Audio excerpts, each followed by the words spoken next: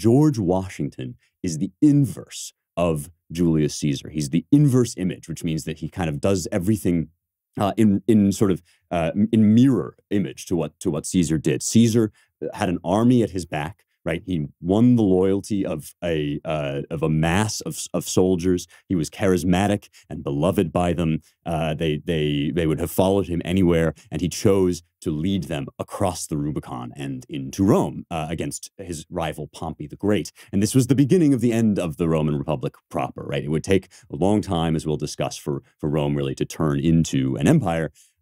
But this was the beginning of it, was the crossing of the Rubicon, that famous point of no return. We still say cross the Rubicon. We're going to get into, what the actual history is there and what the meaning of it is. But Washington, in his final moments as, Grand General of the American Revolutionary Army, basically performed a feat of virtue unlike any other. And sometimes this has been minimized or people have kind of tried to explain it away, but it really was a magnificent act. And that's what we're going to get to talking about, is the choice that Washington made. And it was a choice not to seize control of the army for himself and his own gain, but rather to become first the president and then merely a citizen, to step down from the presidency after 2 terms, which was not prescribed, and which he made, he made a choice to do for specific reasons, which he talked about, and which others talked about and celebrated. And so this is going to be the month of meditating upon how incredibly lucky we are